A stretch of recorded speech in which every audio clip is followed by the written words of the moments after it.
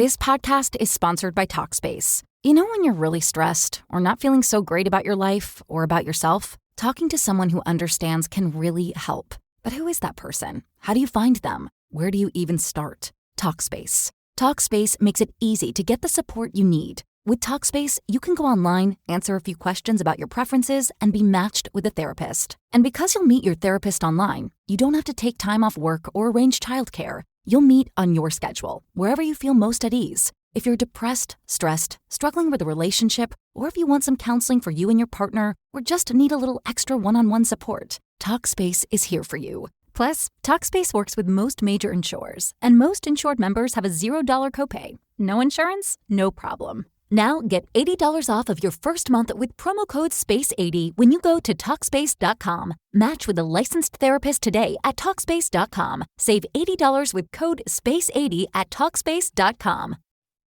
Hey y'all, and welcome to another episode of the Millennial Management Podcast. I am your host, Brandy, the Millennial Manager, and today is an email episode, okay? Before we get into it, make sure that you are following me on social media at Brandy, the Millennial Manager on Instagram, TikTok, and Facebook. I do want to alert you guys that there is a fake account. There are 3 of them that have about 10,000 followers on one. One has 100,000 followers. That is not me, okay? If it's not over 100,000, that's not me. And if it doesn't say, this is my only account in Detroit, there are key things that let you know that that's my account. All right, so let's get right into our first email of the episode. This email is so jarring, so I do want to let you know that it does have a few elements of mental health concerns. So please, if you are struggling with some things, take a deep breath, or maybe you can skip to the next one if this one is going to be a little bit too much. So I just want to give you a warning, okay? Thank you very much for your posts. They are helping me through some rough times in my job. A few years ago, my office went through reorganization. In my position, I was asked to manage the work of my department. I enjoyed what I did previously and pleaded with my boss to keep me in my role, but the deal was done. Soon after, several of my once friendly coworkers started treating me like an enemy. They belittled me in meetings for asking questions and ended our friendship. A year later, several coworkers found jobs elsewhere, and it had all come to a head one day after my boss had asked if I could take a break from my tiny office. After the reorganization, he moved me from my spacious office and placed me in a cell. I had to get a doctor's note to get a basement window. Before he moved me, I embarrassingly explained that I was traumatized in a small space. He told me that it was all in my head and I can go back to the bigger office if I needed a break. Several months later, I asked for a break and he said no. Something in me snapped. I went home that day and I felt an overwhelmingly sense of security. I couldn't bring myself to leave. After several days, my friend called the police and the fire department. They had to cut a hole out of my closet to drag me out. I had barricaded myself in. Needless to say, I spent time in a mental health hospital and took sick leave. When I returned to work, I was given a choice of offices with new furnishing, but the love fest didn't last. I was told that I was a micromanager and I was hindering the growth of my coworkers. This is crazy. My duties were taken from me and literally did nothing for 3 months except job hunt. Being bullied by 2 former friends didn't help, but I rebounded and asked to be given responsibilities again. This time it was in my former role, which I was granted. I say all this to say that I met with the HR department today, told them my story, and their exact words were, "We're here for you. What do you want us to do? WTF." Let me tell you something, guys. If you are struggling with your mental health and your job, okay, if your job is playing it small and making it seem like there's nothing wrong, it's all in your mind, number one, I want you to go see a therapist. Okay. The response that she had was a trauma response because she was in this small space. It was really traumatic for her. And she went to her boss and asked for help. And look what he did. He gaslit her and made her think that there was nothing going on. You're just in your head about it. And then you have these situations where you're friends with coworkers, and then when they turn your back on you or turn their back on you, look at what it does to your mental health. This is why I tell you to not attempt to have a friendship with people at work.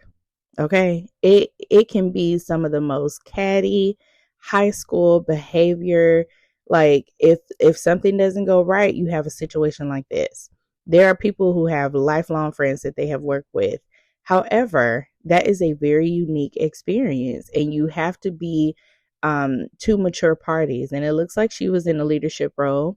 However, her team, they were not receptive of that. And so they immediately turned their backs on her. And now they're saying she's a micromanager. She's this, she's that. Baby, the HR department is not there for you. Your boss is not there for you, and those so-called friends are not there for you. The only person who really has your back is the person that is outside of the office, your best friend. And I hope to God that you have been actively still applying for jobs and interviewing. I am going to tell you that you may need to think, if it's money that's keeping you there, you need to think about, what is keeping me here? What makes this job beneficial? Because it definitely is not the workplace culture. They are not placing mental health of the employees above the job. They're not doing that. They don't care about anybody that works there. All they care about is what you can give them. And the minute that you can't, then you either become all these things that they have tried to label her as. And so please be careful on these jobs. Make sure that if you work in a similar situation, that you talk to a therapist, please, because they can help you get to the understanding a lot quicker. Get to the understanding that these people, this is a job. And going and telling every thought that you have, this is not a safe place for you to express anything, because all they're doing in HR is buying time and documenting. They couldn't fire you because you had a mental health concern and was placed in a mental health hospital. They weren't going to fire you like that. They're bringing you back, and I'm sure that your time is winding up because you are a problem at work. Okay? So I want you to know that they are going to fire you because they don't have any other resources to help you, and they don't have enough sense to know that this is a traumatic experience for you, and let's actually solve this problem. Your boss doesn't think it's a problem, but you are a problem because you are coming to them, telling them everything that's happening to you in your life. You're struggling. They know that. So they're going to manage you out, is exactly what they're going to do. Document you out. Everything that is happening, I guarantee you they are documenting that, and it's going to be in your file. And when it's time for them to either drop that PIP, it's going to be some type of metric and status that you cannot meet. You cannot meet it because of several issues that you are having, but they do not care.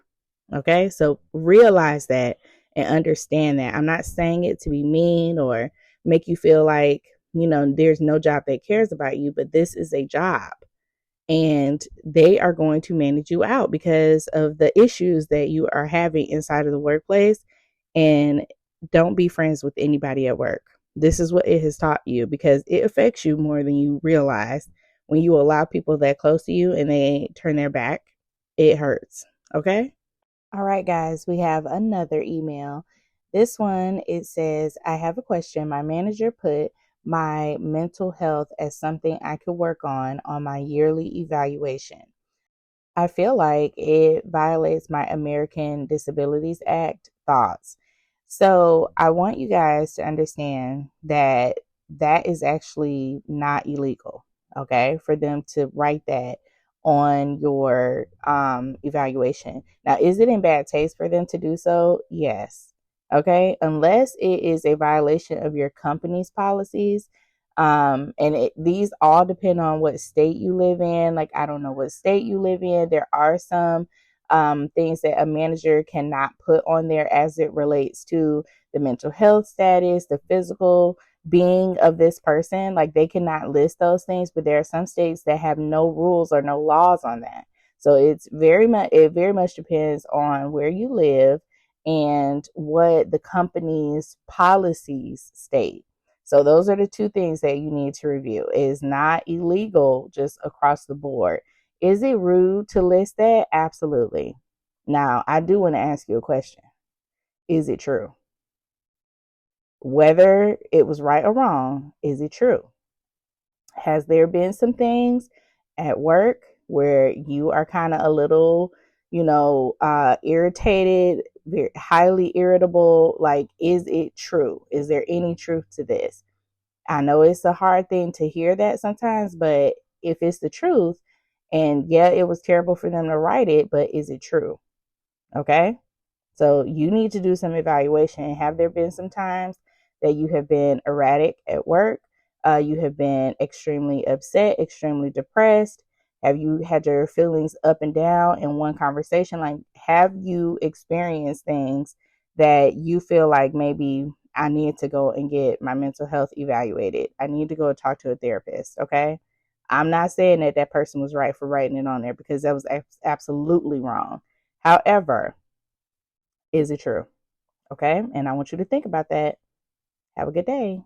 All right, y'all. We have an update from Betty. All right. Betty wrote into the podcast about a month ago about the start of a PIP. And so in the email episode, I told her that because they were having her track all the things that she did during the day and wanted to know why she wasn't ending with a zero workload, that she was probably heading to a PIP. Okay. And here's the update. It says, "Thank you for your consistent support and guidance. Absolutely. It is my pleasure. I reached out to you about a month ago. My manager instructed me to maintain a zero workload each day, describing it as an evaluation rather than a performance issue. However, the ongoing follow-ups every week raised my suspicions." Your suspicions are correct, baby. "Given the 90-day time frame and the nature of the situation, I believe this was indeed a PIP, and despite their assurances to protect my professional standing, I have submitted my 2-week notice and will be leaving before any potential termination. I hope this will allow me to remain in good standing with the hospital, leaving the door open for future opportunities within the department. After careful consideration, I've decided to accept one of the 2 job offers I received, both of which offer better compensation. I'm confident that this was the right decision for my career. I am confident as well." Okay? Let me tell y'all how you get here. All right? If your boss zeroes in on you and they want to know what you are doing from the beginning of the day to the end of the day, and all of a sudden they are paying a lot of attention to you, they want to have these weekly, sometimes daily follow-up meetings where you are outlining your tasks, your duties for the day, you are about to receive a PIP. So sometimes it can happen about 2 months before you actually receive the PIP, because they have to evaluate, and then that's when they issue the PIP, and then you have 90 days. So total time, it could be about 5 months. Sometimes it could be a 30-day. It just kind of depends on what type of time frame you're working on. But please know that that's how they start. If they take an abnormal interest in you and what you're doing, and all of a sudden they want you to task track, okay? They want you to write down every single thing that you're doing from the beginning, when you walk in until you leave. They are about to introduce a PIP. So you literally have 30 minutes to start applying for a job so that you can leave on good standing like Betty did. Because I told her in that email that that is a PIP. Thankfully, she got out before for the ink to even dry. She got out, and now she has another opportunity. If there is something that opens up, then possibly she can be rehired because she was not terminated. Okay? So you have to be smart. When they start taking an abnormal interest in what you're doing, they're asking you where you're going, how you're doing this, all of a sudden they're about to terminate. Okay. And it could be for various reasons. Number one, overhead costs. We know that is like the biggest problem right now with salaries being as high as they are. Companies are wanting to downsize. So you know what they're going to do? They're going to trim the fat. They want to know if they can combine your job and Sarah's job, put them together, okay, and make one person. That's what they want to do. And so you need to be smart when that attention comes your way, okay? So know it for what it is. When they come to you, don't even ask what it is. Know what it is, because they're going to lie to you and say, no, we're doing job descriptions. We're just doing our evaluate. No, they are about to downsize and trim the fat, and you are the fat. Okay? All right. Our next email is from a Betty who is struggling because her manager is not present.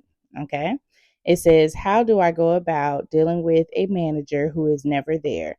This podcast is sponsored by Talkspace. You know when you're really stressed or not feeling so great about your life or about yourself? Talking to someone who understands can really help. But who is that person? How do you find them? Where do you even start? Talkspace. Talkspace makes it easy to get the support you need. With Talkspace, you can go online, answer a few questions about your preferences, and be matched with a therapist. And because you'll meet your therapist online, you don't have to take time off work or arrange childcare. You'll meet on your schedule, wherever you feel most at ease. If you're depressed, stressed, struggling with a relationship, or if you want some counseling for you and your partner, or just need a little extra one-on-one support, Talkspace is here for you. Plus, Talkspace works with most major insurers, and most insured members have a $0 copay. No insurance? No problem. Now get $80 off of your first month with promo code SPACE80 when you go to Talkspace.com. Match with a licensed therapist today at Talkspace.com. Save $80 with code SPACE80 at Talkspace.com.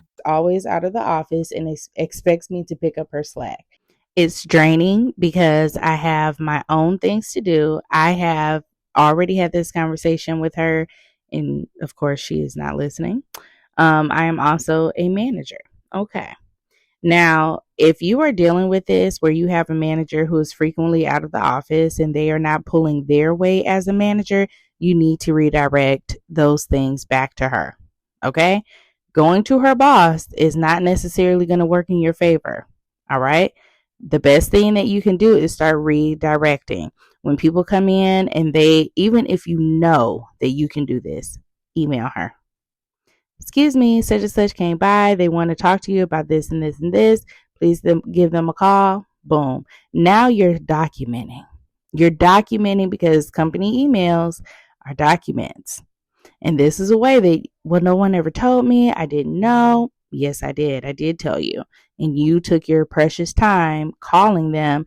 And now we have this problem. So when you have situations arise in the workplace, if you can redirect it to her, you should. Okay.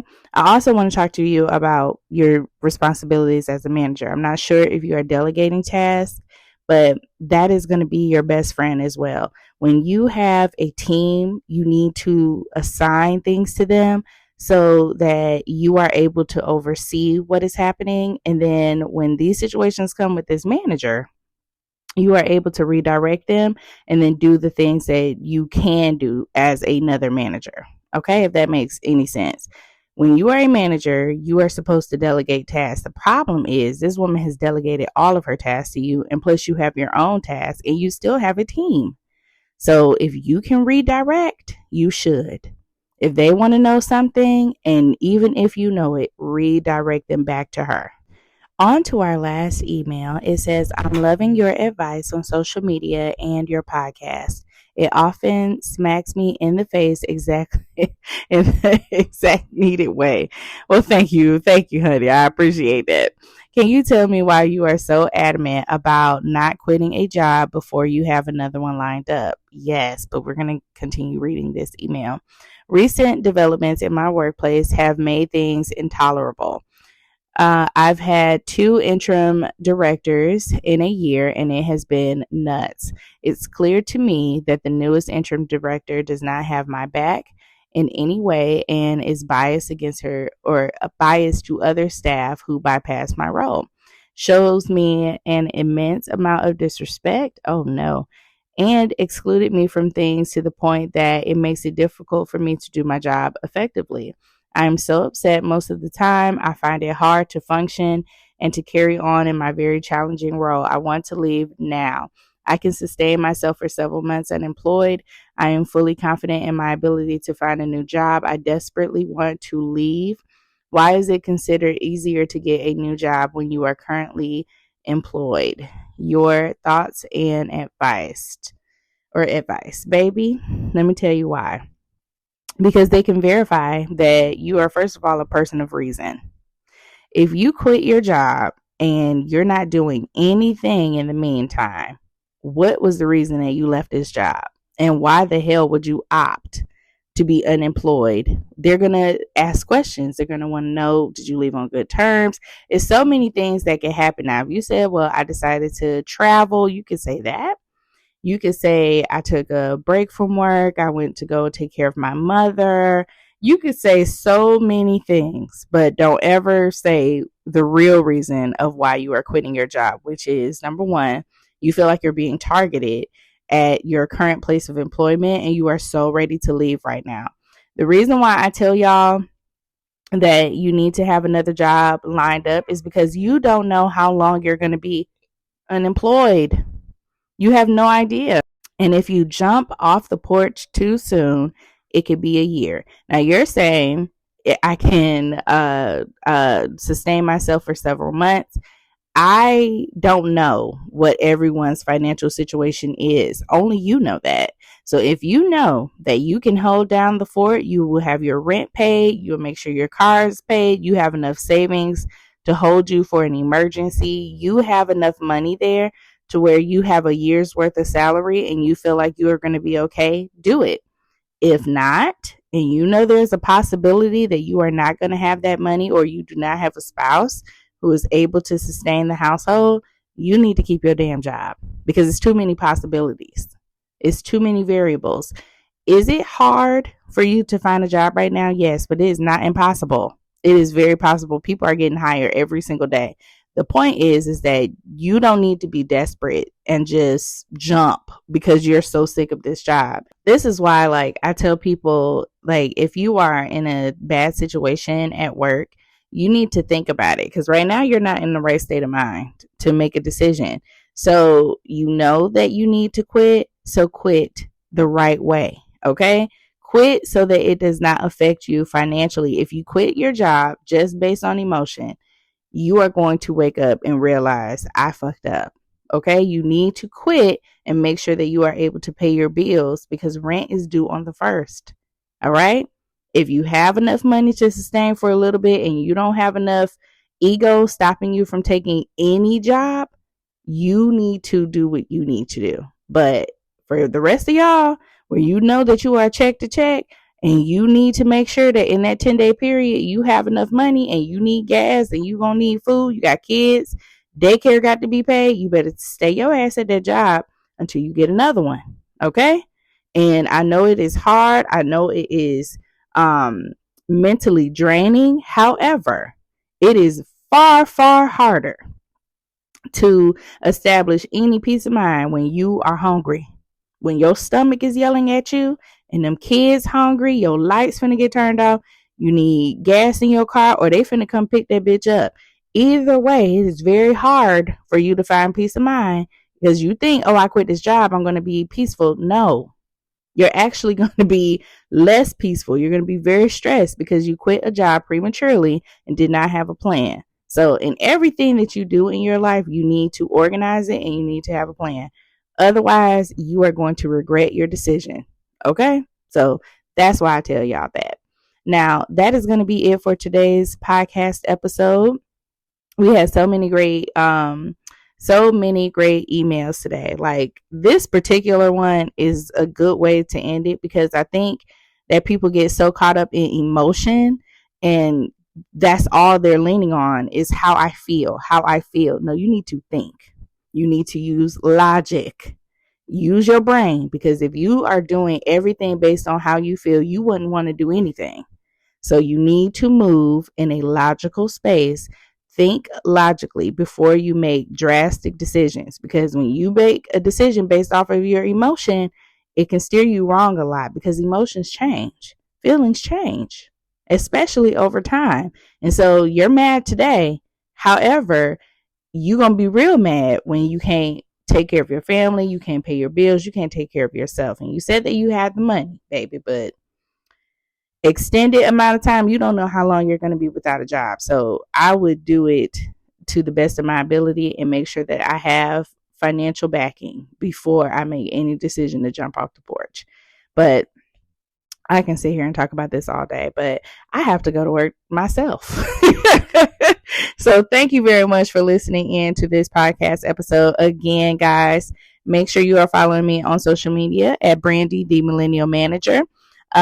Remember to steer clear of fake accounts. Okay. Type in Brandy, the Millennial Manager on TikTok, and you're going to see 4 accounts, because they're crazy. They're stealing my videos and reposting them, getting lots of views and lots of money, but there's nothing that I can do on that end except report them and deter people from following them. So make sure that you are not following that account. And that's it for today. Y'all have a wonderful day, and I will see y'all on the internet. Bye-bye.